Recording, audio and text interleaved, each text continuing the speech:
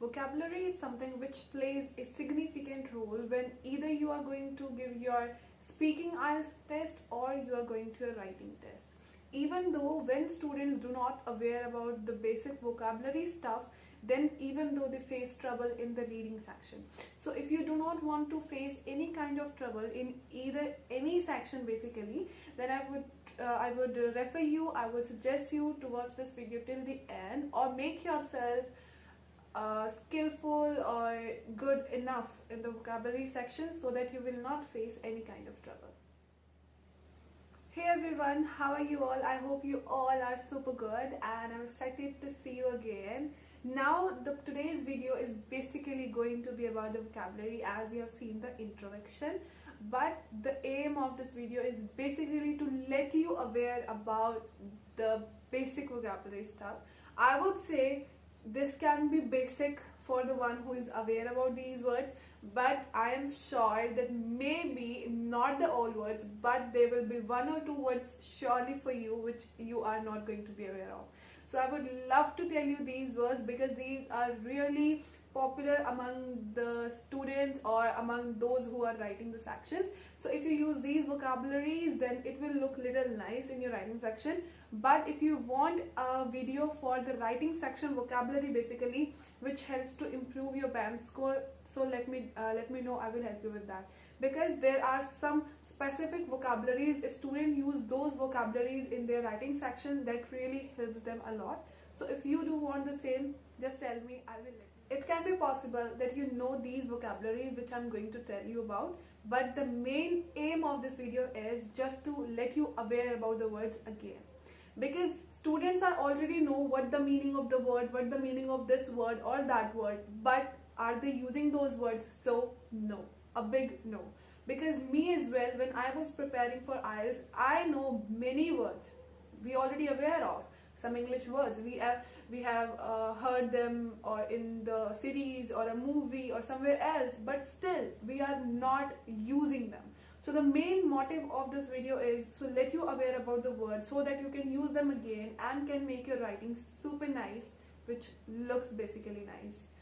But take care of one thing: if you are not good at the grammar or the sentence formation, then your vocabulary will not work. Because they are examiners, they know which type of students or what type of students basically come and give the exam, how they cram the vocabularies, how they utilize them. I am not giving you a fear of that thing. The basic thing which I'm telling you is, if you are working upon your vocabulary, then make sure you also work upon the sentence structure and the punctuation as well, because only vocabulary will not work out.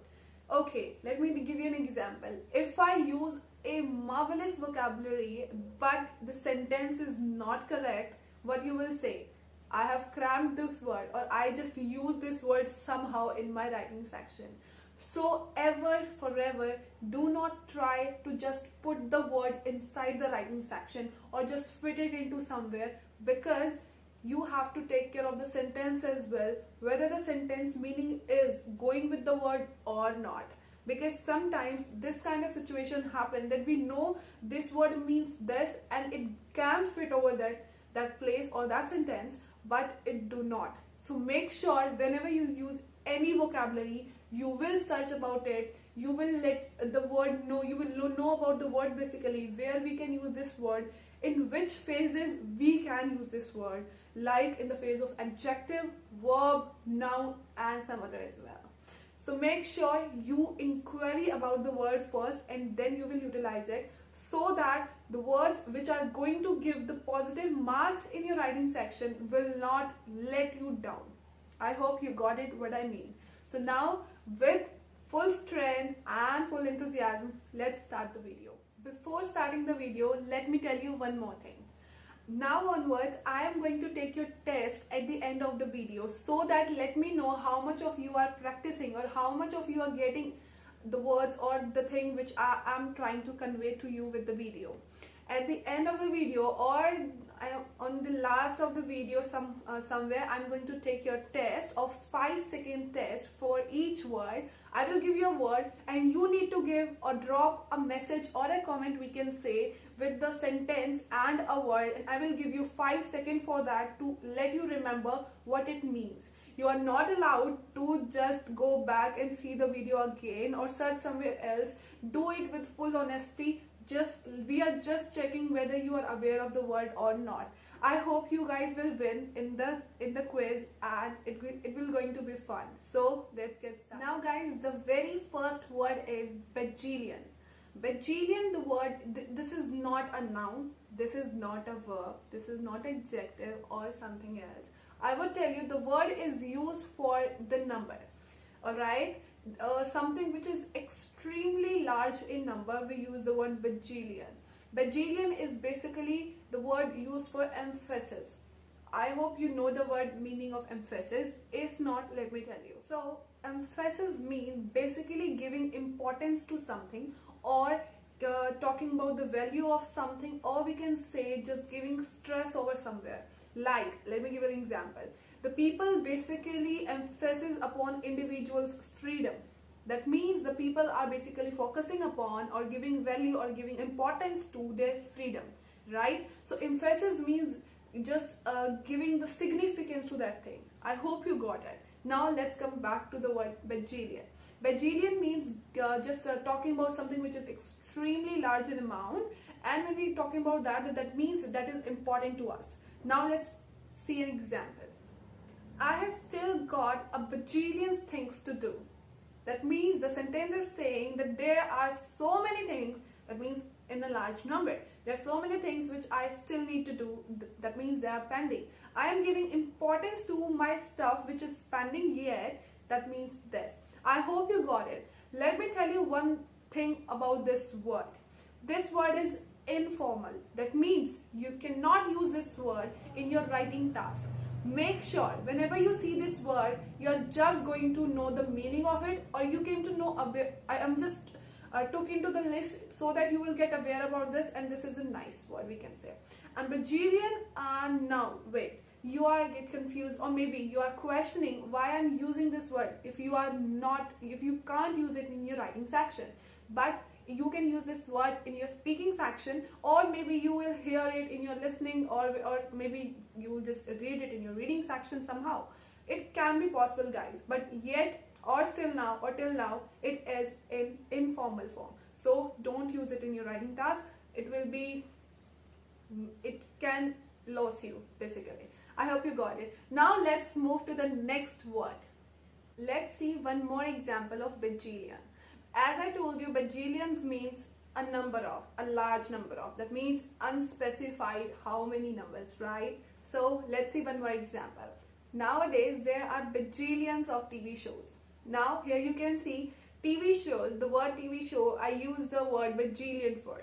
So bajillions means so many, means lots more, extremely large in amount, and you know that it really is.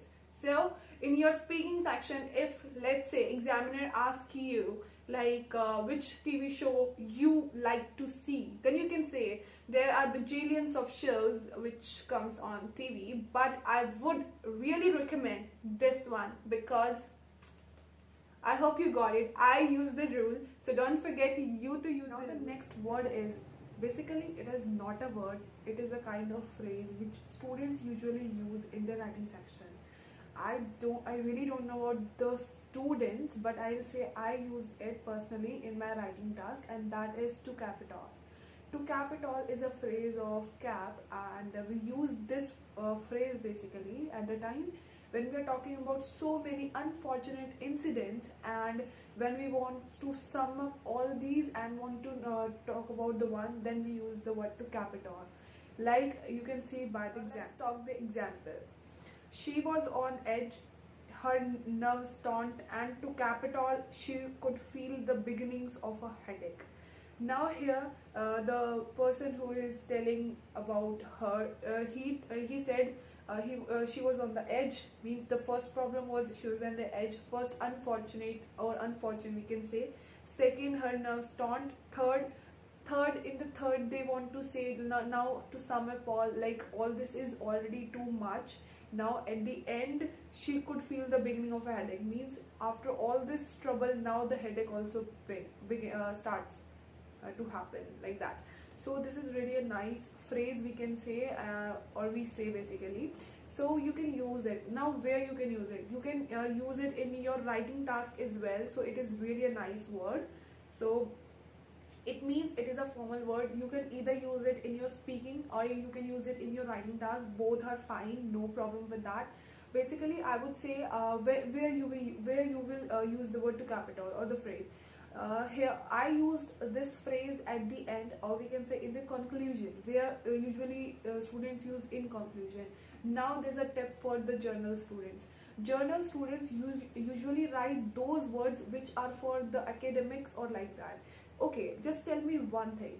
What the examiner wants from the journal students are the new vocab, nice form of sentences, and something new which is not familiar with academic students, right?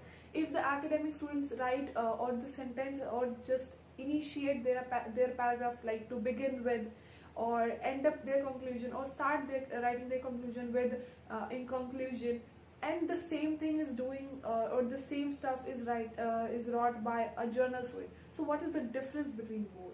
So what do you think? Do you write to begin with or in conclusion? Or if you are a journal student, you will write these two things and you will get nice band instead of an academic student? So sorry dear, you are wrong.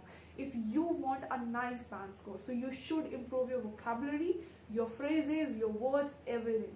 First of all, let me tell you, you need not to write any phrase in your writing task. Like sometimes when we want to explain our theory, or when we want to explain our essays basically in the writing task too, which is for the academics, when we want to explain it, so sometimes we would like to write it in the form of phrase, right? But don't do that. They don't want any phrases. They know that you have to write down in your own words instead of using the phrases. Alright, first of all, don't use phrases. This is a phrase where we use, this is a kind of phrase or a phrase we can say, but this is the different thing, or you're using it in a different manner. So the dependency, like how you are using the word or the phrase is also dependent, like how you will get the band score. So for the general student, you can use this word. Try to use it, try to put it in your writings, and then let's see how band you're going. Alright, so I hope you got this word. This is really a nice word, and I have given you other words as well, like in conclusion, in a nutshell, to cap it all, or at the end. We use these kind of words already. So in a nutshell is a new, but students are already done with this word. They use it too much, but academic students can use this word in a nutshell, or in conclusion they are using already, and to cap it all. But I would suggest you, basically you are academic student or a general student, please try to avoid in conclusion. It is too familiar. You will not get marks with the phrase or the word in conclusion. It's too familiar now. Okay, so replace it. Now the next word is bottom line. Honestly speaking, I came to know about this word during my online lectures. You can say by my professors. They use this word so much, so I really like this word and I want to put it in it. Now let me tell you one thing, this is an informal word, so again you cannot write it in your writing task, but yes, in your speaking task you can do that, and it will look really nice when you use the word in the bottom line. So the word is bottom line. The word, when basically the word the bottom line, when we use this word, we mean like we are talking about the total. Okay, so let's see its define and then one example. The define is the final total of an account or balance sheet. Basically we are talking about the final of the whole, or the final of something which we have done, or the final of something which we are showing to someone, or something like that. In short, the final of the total, or we can say something which we are talking about. Alright, now let's see the example. The rise in turnover failed to add to a company's bottom line.